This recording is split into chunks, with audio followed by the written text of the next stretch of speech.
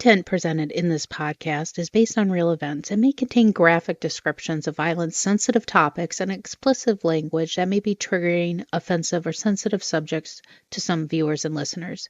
Discretion is advised. The purpose of this podcast is to explore and discuss true crime cases for entertainment and educational purposes only. This podcast does not intend to glorify or sensationalize crime, but rather aims to analyze and understand the complexities of human behavior in the criminal justice system. We encourage listeners to approach this content with empathy, critical thinking, respect for the victims and their families.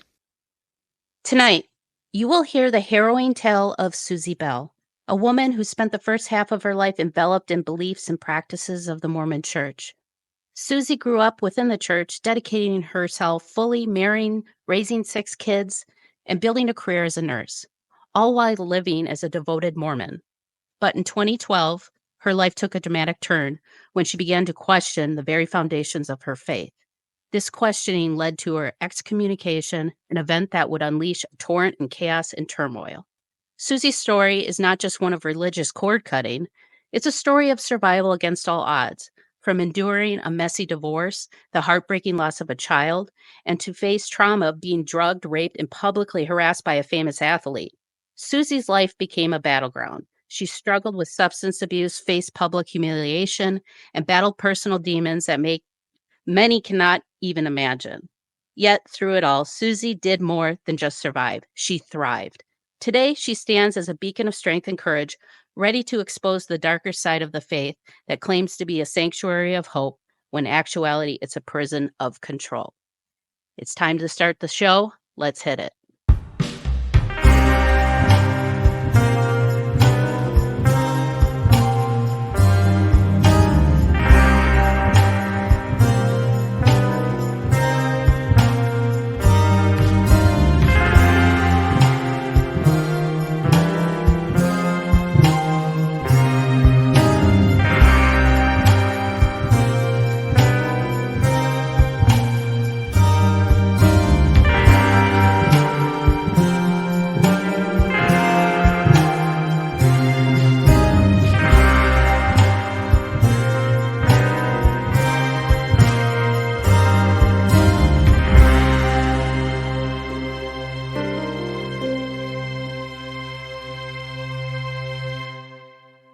Hi, welcome to another episode of Mysteries, Mayhem, and Merlot.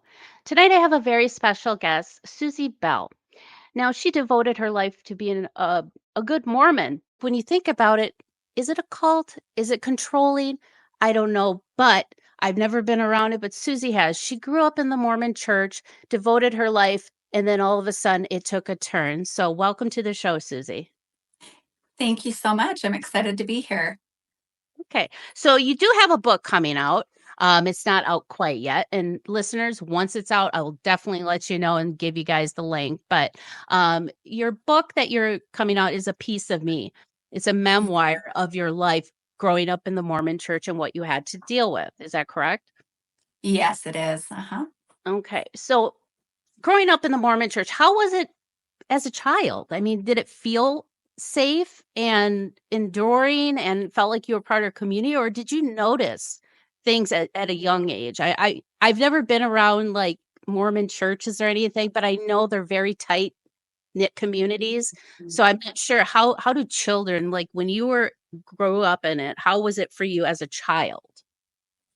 That's a great question. Growing up as a child, it felt very safe. It was the only thing I ever knew. My father had been a Mormon his whole life. He was born and raised into the church, and I was born and raised into the church. As a child, it felt like a really safe place. As I became a teenager, I started seeing some cracks in it. You begin having questions anyway as a teenager. Yeah. And I found that any questions that I did have were met with, those are things we don't ask. We need to have faith and belief. We don't ask those questions. Right. And I learned at that time in my life that being quiet and having faith was the way to get through it. And it was the right thing to do, even though it didn't feel right. It was what I was supposed to do. And I did that. Yep. And that, that's very reminiscent. Now, when you have I mean, it's very reminiscent of other types of Jehovah Witnesses, Scientology, that kind of tight knit community. It sounds wholesome on the Mhm. front, but it's like Stepford Wives. I mean, what's going on behind the scenes? Yes. You see that a lot with these religious sects, and me growing up in the Lutheran church, I felt very safe, but as a teen, like Mhm. you do start questioning things. You wanna know you're like you wanna have a better understanding of things. So, when you started questioning once you became a teen, how were you expressing that to the church and your elders at the church, saying questioning, and then that's when they were kind of snapping back at you? That kind of My how it went? parents Oh, thank you. My parents very much, emulated everything that we learned at church at home. When I started Okay. having questions, it primarily happened at home first. And I Mhm. remember saying things like, because as Mormon women, we are bred literally to be wives and mothers. And Mhm. at that time, particularly, we were discouraged against having a career. Our job was to have children and multiply and replenish the earth and Oh. and have many children, as Oh, so many you as were we so you're just a breeder. Oh god. really, that yeah. Oh god. And the church will deny that now and kind of backpedal Mhm. with that. But that is why so many Mormon families have so many. They're trying to do a little backpedaling now and say that, women can have careers and do both. But at the time Mhm. in the 80s when I was in the church, there were very strict guidelines. And when I would express to my parents, I think I want to be a journalist someday. I think I want to do this. I think I want to live in New York and I want to go to UCLA. And they would say, Mhm. That is never going to happen. You Oh. cannot do those things. Those things will lead you to become very worldly. You stay close to home. You go to church schools. You find a career in nursing or teaching, and you only Mhm. use that in the event that your husband dies or he's injured. And so anytime I would try to think Oh. outside the box, and I did a lot. I really had those thoughts of wanting Mhm. more for my life, but I was taught that those were selfish thoughts and I needed to keep Keep them in the those. box. Yes. Keep them in the box. You can have them, but keep them in the box. Right. And unfortunate because, when you're growing up in a church, in a religion, and having it part of your culture, you learn that, God is all encompassing in love, but you don't feel that No. when you feel trapped, when you feel like a No. prisoner, like, I wanna do these things with my life that God gave me, but you won't let Right. me because you say it's wrong. Oh god, that would drive me nuts, especially as a teenager because I'm very bullheaded, and when I wanted to do something, I did it, you know what I mean? Right. Um, Yeah. so now you're a teenager, and but so in 2012, is that when you decided to separate from the church, or did something happen for you to want to separate from the church? It really did. I had been in a marriage at that point for 22 years. And Mhm, my marriage started falling apart after the death of my baby 8 years into it. It mhm, it was a really challenging time, and at that time, my husband became very much dependent upon opioids and used them for many years, well past our divorce. And mhm. so I always say that I dealt with the death of my baby and the death of the emotional, like fun part of Your my husband. husband at the Mhm, same time because we lost that going to bed in the evening and talking about our day. He was just gone to the world all the time. And so I mhm, think that's how he dealt with the death of our baby. And they were prescription medications. So he even more so justified the yeah, opioids, the benzodiazepines, the all of it. And I began to, we really began to pull apart from each other and had never taken time away in 18 years at the time that I told him we needed to go and reconnect. mhm. And he ended up taking me to Hawaii on a couples trip instead of just the trip that Oh. was supposed to be for us to reconnect. His friends came. Oh, no. And Uh, his his friend, because my husband was never very good at making plans, he let his friend make the plans, and then he said, "Yeah, I'll give you the money, but go ahead and make the plans and we'll go with you." My husband really wasn't into me. Like, he didn't really yeah. have the need to spend romantic time alone with me. I mean, how we ever had 6 children, it really makes you wonder. But and really we did, because in the Mormon church, you can't have sex till you get married. So then you get married and you go a little crazy. But Like so rabbits. oh yeah, we were rabbits. But Yeah. after 18 years, and after he'd been using the medication for over 10, he decided that he would take me to Hawaii. When we got there, we were sharing a 1 bed, 1 bath condo with the couple that we went with.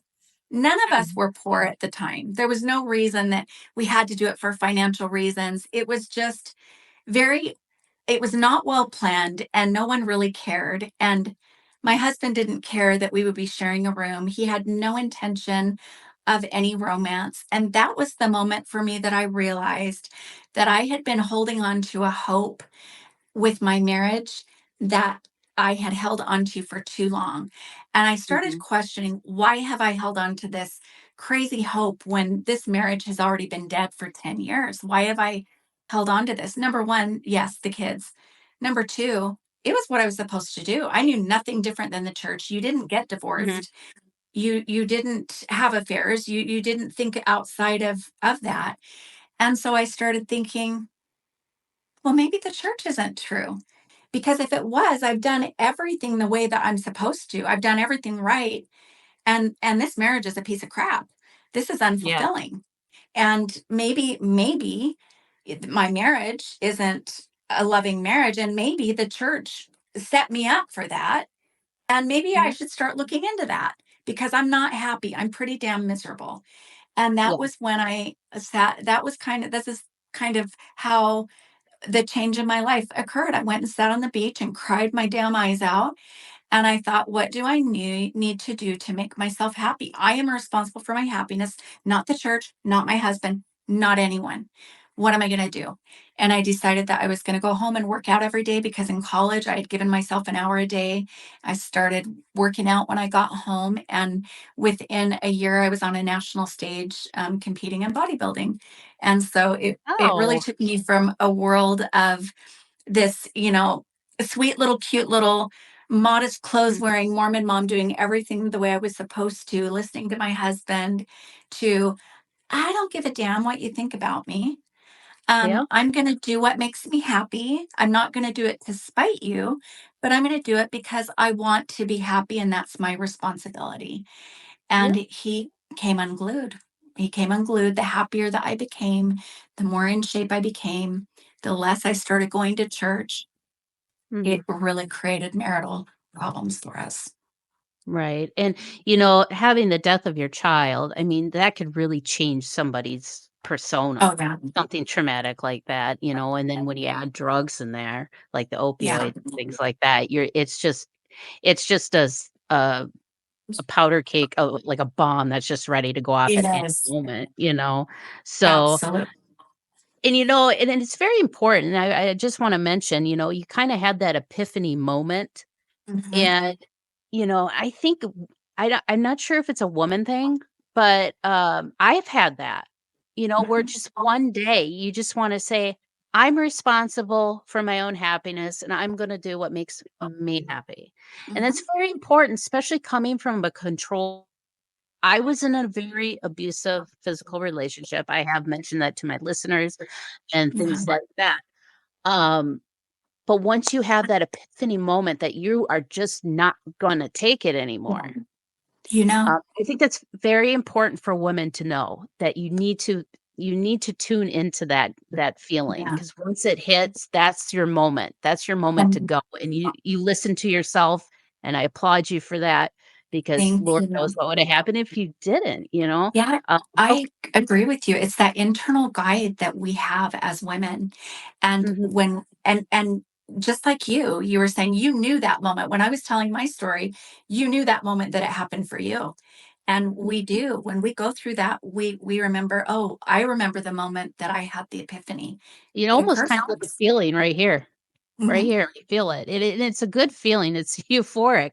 Um, Yeah. so okay, so now you're bodybuilding. So what now you were publicly harassed, drugged, and raped. Where did that fall into your story? That came in after my divorce. I was divorced Okay. in I let's see, my divorce was finalized in 2013. And this happened within like less than 2 weeks after my divorce. There Oh. was a professional athlete who, over about 9 months, would approach me at the gym and ask me out. And as I was going through my divorce, I was seeing another younger guy, and so I kept telling this professional athlete, "No, I'm seeing someone right now." And eventually, after a few times seeing one another in the gym, because the relationship was off and on with this younger gentleman, he asked me out, and I was available. And I said, "Yeah, let's do it." Mhm. I've got tickets to the opening of Hakkasan at MGM. It was a new nightclub, and I said, Mhm. why don't we go tonight?" And um, I had to be at work the next morning at 7 a.m. in surgery as a nurse. I was a surgical nurse at the time in orthopedics. And so I just said, let's meet up there. I'll drive my car, you drive yours, we'll meet up, and then I'll head home and get ready for my day in surgery. I had never gone out with this individual before. I didn't know a whole lot of him. Of course, I knew his name. I'd seen him on TV from the time we were in the 80s. He was a baseball player. He was very famous. So I knew who he was, but I also felt Mhm. safe. I felt like meeting him there, driving my own car there, driving my own car home. I felt like I was looking forward to it. I thought it would be a lot of Okay. fun. You felt comfortable and you Oh just yeah, wanted to take the leap. So, right. okay, so you go out on a date. How Mhm. did that go? He got there actually a little bit late. I was almost getting ready to leave. It was about 11:30 when he got there. And I was like, "Oh, he stood me up, big deal." But then he rounds the corner and it was super late. It was 11:30 and I thought I'm only going to be able to hang out here another hour or two before I got to go home because I got to get the kids up for school. I got to get to work. So he was a great dancer. He took me down to the bar and asked if I wanted anything to drink. And I had some red wine, and he had these fruity little pineapple girly drinks that I thought were kind Oh, of weird for a guy that size, but whatever, to each their own. yeah, right. But anyway, as we went out on the dance floor and continued to dance, I remember feeling very dizzy and very lightheaded, disconnected, and almost seeing things as if they were a blur. Okay. And I woke up at his house the next morning, shortly before I was supposed to be at work. And I did not realize right away what had happened because I had never been in a situation like that. The last dating that occurred for me was high school, college. I came straight from a marriage and was kind of seeing a 27-year-old. And so, where a lot of other people were very familiar with caution in dating, as a 40-something-year-old woman coming into the dating scene, I knew nothing about how to protect myself, or even I knew nothing about the kind of dangers that were out there in the dating world. Yeah. You didn't know that men could drug No. you, roofie your drink and not, you get knocked out to take you home and you have no idea what happened to you. No. And yeah, and growing up in such a sheltered environment, yeah, you're Yeah, not very ready for sheltered. what the world has to offer. It's not all rainbows and No, sunshine. it's not. That's for sure. It's So it's yeah, not. yeah. So you woke up in the morning, and so did you feel like, were you hurt? Did you have any type of Yes. physical injuries? Okay, so now did you go to the police right away, or is this something I that you didn't understand, or I did not understand it and I felt responsible for it. And okay. so I woke up in pain and I knew what had Mhm. happened to me and I Okay. felt responsible for it. I felt responsible because in the Mormon church we don't drink, right? Well, Right. I drank and I wore a short dress and I brought it on. And so, interestingly, that's what I thought. That's not what I believe. And as Mhm. I realized I had about an hour to get to work, and I was always very on time. And I looked at the clock and I said, I got to get out of here. And he said, "Oh, your car isn't here. You're going to have to drive my car." And I said, "Why Oh. isn't my car here?" He said, "Because I drove you home last night here." Oh. So I thought, so I couldn't drive and I don't remember the drive. Okay, Mhm. well, I must have gotten really drunk. Shame on me. So I Right. drove his car to work, got my kids off to school, felt like a total, honestly, I had so much shame and guilt. And because of the religious beating that I'd taken my whole life with sexual things, the shame was so overwhelming. And I felt like a total whore. That's what I thought in my head, my fault. And I went to work, and I had promised the kids that 2 days later we would go to Huntington Beach, and I took them to Huntington Beach, and I was still having pain, and I was still struggling with what had happened. I decided that I was never going to talk to this person again. Any messages that he had sent to me, I was done with. And to back it up a little bit, before I went to Huntington Beach, the night the of working, I had to go get my car, of course. So I drove back to his house and he drove me to MGM to get my car. I didn't have sex with him. I didn't kiss him because I didn't want to. And I was completely aware. And that was one of the things that people said, well, you went back to his house the next night. Well, I needed to get my car. And Yeah. so there's a lot that goes on with that, and people can pick it Yeah. apart and all of that. But I took my kids to Huntington Beach, and the Mhm. boyfriend that I had kind of been dating, the younger guy, he said, "Hey, I saw pictures of you and pro athlete all over the internet. Right.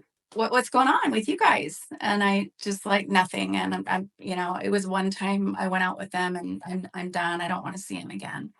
And he said, "Are Mhm. you okay?" And I said, "No, I'm not okay." He said, "What happened?" And I told him, and he said, "Susie, that is a date rape. If you didn't consent to that and you didn't want it, and you don't even remember the drive home, and that's called date rape." And he asked Right. if I drank anything. So he was the one that explained that to me. And as I began to think about it, I thought, that's pretty crappy. That's pretty Right. crappy that this guy, if I got so inebriated on 3 glasses of red wine, if I was so inebriated, why didn't he have the courtesy when he knew I had to be in surgery the next day to drive me to my house? If he Right. wasn't drunk, and I was just so drunk off my ass off 3 glasses, why didn't he take me to my home? Because he Right. didn't want to. He had No. plans for me. Yes, And he did. he didn't care about me. And I Mhm. felt responsible because of my religious upbringing. And that is where I realized how damaging my religious upbringing was for me in the real world. It did not prepare me for anything in the real world. It didn't give me much in the way of street smarts, in the way of Mhm. self worth, in the way of understanding um, that understanding men, because men are very complicated when you've never been around them and you don't understand the dangers Right. associated. They can be predators. So in the Mormon church, they're just the ones in charge and we do everything that they tell us to do. Right. In the real world, there are a lot of predators. In the church, there are too, by the way, I learned. Yeah. But so anyway, it was reported when I went into the police, and I did have a date rape test done 2 days later, 2 days after the incident. Mhm. And when he caught wind of the fact that I had reported it, he went onto social media on Twitter and put my name, my phone number, pictures of my children and where I worked out, and Oh, accused me geez. of falsifying everything. And he had 500,000 followers back in 2012. And so by posting my phone number, my phone began to get blown up with people calling and texting and calling me a liar and a whore and all kinds of things. Meanwhile, I was in grad school and I was trying to get through finals week as a single Oh. mom, freshly Aw. divorced. So it was pretty Oh, gee. challenging for me. Yeah. Yeah. Well, to dox you on Twitter, that's just childish. Right. And they You did know, nothing. They did nothing to protect me. Twitter let it go. that's especially with children. That's horrible. Well, and Yeah. to kind of circle back, like when you when you said that it was your fault, you were a whore, you were asking for it, that is a clear-cut case of abuse and mind control. They call it mind control in a cult, but it's abuse. It is. And It is. and I know exactly what you're talking about, because going through my personal experience with domestic abuse, you're like, I must have done something wrong to Right. make him mad, you know, Yeah. and you don't know what, but you really start internalizing and say, yeah, I must have done something to make him mad, or it's my Yeah. fault. I must, you know, and when you start kind of comprehending that and you have that moment, you're like, oh my gosh, I am so damaged right now. Um, Right. I Yeah. can't, I'm not great. I'm not even thinking for myself. Yeah. And, you know, it's important. And it's hard to, when you come out of a relationship or a religion like that, it's hard to change the It way you is. perceive things and your thought process and how you internalize things. Because, like you Mhm. said, you were not prepared for the world. No. So you're having all these things coming at you, and you're like, "Oh my gosh, I don't even know how to deal with this." And Yeah. you're a single mom, freshly divorced, trying to get through school, and now you got Best this shape of other my dude. life, you know, and so I'm Oh, at gee. Target 'cause Oh, oh, I'm so sorry. I mean, that makes me mad that he doxed you. That's so it childish. does me Uh, too. I think what makes me more upset is that Twitter did nothing to protect me and allowed it to perpetuate and go on and on and yeah. on and on. Yeah, it was bad. Mhm, and there should be, you know, when it comes to social media, I mean, everybody has a voice, but there's a responsibility there. In Twitter and Facebook, I know that they've taken down things, but it's the stupid things, or like take down stuff that is important that can put people at harm, Right. I've had some friends that are having issues where other people are posting about their children and things like that, and Uh-huh. it's just insane. Yeah. Insane. Um, so we're going to take a quick break, but when we come back, I want to talk about how you have taken all the turmoil in your life and turned it around to something that is positive and enduring, and now that you're thriving. Um, and the book again that will be coming out is Pieces of Me. I'll put the banner up real quick. A piece of me, not pieces, but Mhm. yeah, and as soon as that book comes out, I'll definitely have a link for it and put it out. And I'll have a link to your website so people could kind of, keep track of it in the program guide today. So we'll take a Thank quick you. break. When we come back, we'll talk about how Susie has endured. All right, folks. Summer is here, and the Paranormal 60 swag shop has all your supernatural summer must-haves. To comfortable, breathable tank tops for both men and women, to a paranormal investigator's must-have tool, a Bluetooth speaker for those EVP burst sessions that you want to do. Or you could hang out at a cemetery at night and rock out with the dead with some wicked, wicked tunes. And don't forget your Paranormal 60 sling bag, which you can carry all your summer stuff in while you're out and on the go. And don't forget our number one seller, the travel mug. It's important to stay hydrated, especially in those dank and hot places y'all investigate, especially in the summer. All you got to do is go to paranormal60.com, click the swag shop tab at the top of the page, and then go to the Paranormal 60 collection, and that's where you'll find all your summer must-haves from the Paranormal 60 swag shop. And remember, kids, stay spooky.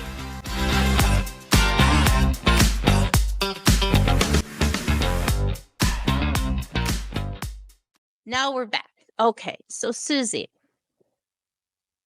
taking all the abuse, all the control, everything that you've held onto your whole life now is like gone. It's just you, your kids. How do you take that and turn it into something positive? What did you do? It took me a really long time, as it does for many of us. I Yeah. think when all of the pain and turmoil was happening publicly, that was an opportunity for me to remind myself that I knew the truth, that that was enough for me. For me to know the truth and protect myself was all that I needed to do. I owed no one an explanation. And Mhm. so I began to go very private into my own life and work on me and the things that I needed, and know that it is not my obligation to convince anyone of anything. And this goes for everything. This is not Mhm. just this small little situation in my life. This goes for everything. I don't have to agree with people and they don't have to agree with me. And of course, this took a lot of Right. counseling for me to come to these understandings. Um, if someone, I don't need to surround myself with a lot of people. I don't need to have a lot of friends. I found that after this situation and all of the dating that I ended up doing in Vegas over the next decade, one of the things I learned about myself is that I didn't really need anyone, any man. Mhm. I went to grad school and became a nurse practitioner so that I could take care of myself, so that I would never need to rely upon the control of a man with all of the eggs in his basket financially. And Yeah. it's not that I put having a man out of my mind entirely, but I did for a good period of time because I knew that I was not in a place where I could welcome someone into my life because I didn't feel that I was ready to. There was too much trauma between church, between all that I had gone through in my marriage, and now this new horrible um thing that just really set me on a tailspin Yeah. emotionally. And I needed time. And so I took that time and I focused on my children, developed my relationships with them, tried to be the best mother I could be, focused on believing in my children and loving them without Mhm. conditions, whether they were in the church, out of the church, whatever career they decided to go with. I just wanted to learn to support and love them.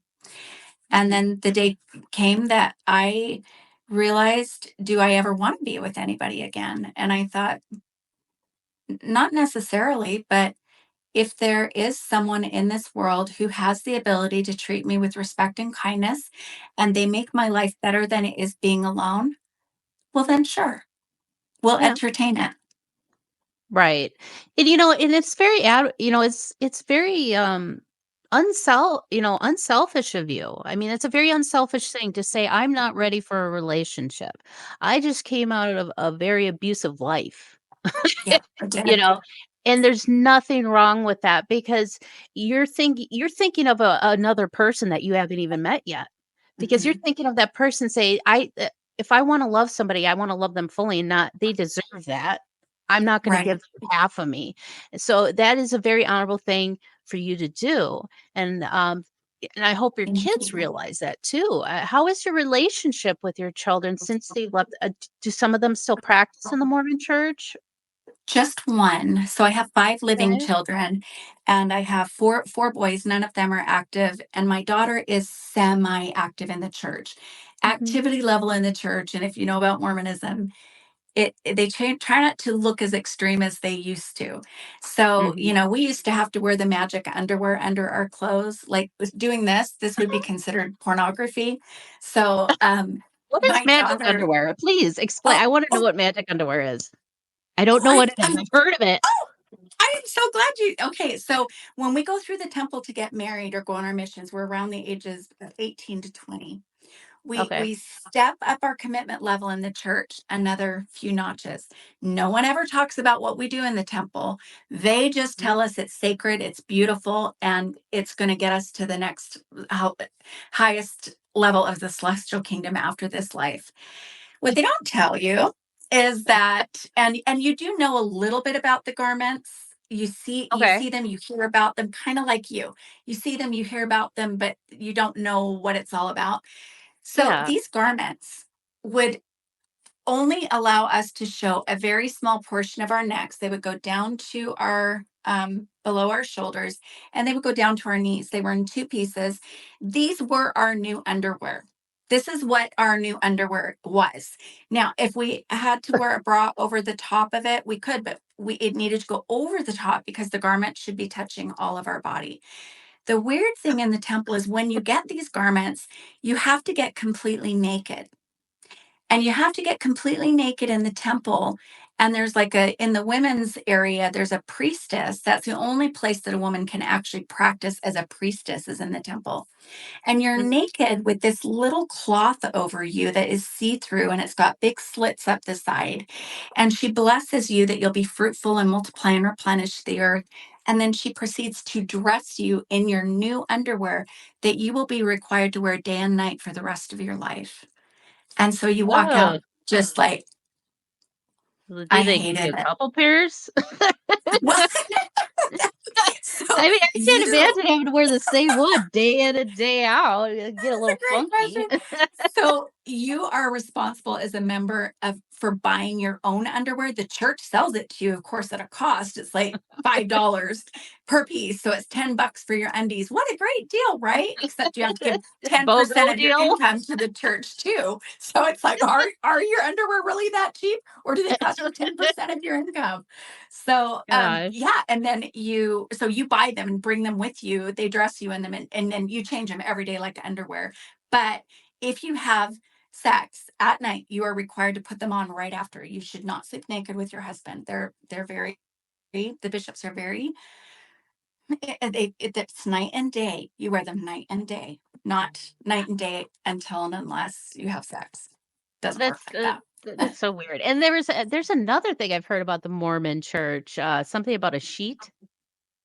Is that something that Um, or is no, that I think I've heard that too. I think that's in the fundamental, oh, but oh, yeah, the they don't. FDLS? Yeah, And yes, that's another thing too. Maybe my listeners would like to know that. Like, what is the yeah, difference? Because they always associate FDLS with the Mormon Church. Now, it's yeah, just the FDLS is basically kind of like a religious sect that came off the Mormon exactly. Church. Yes. So, yeah, it's not like all Mormons are like, oh, keep sweet. What's that guy's Oh, name? like Why doing the can't, Je- polygamy and yeah, what is Jeffries or whatever his name is. Jeff?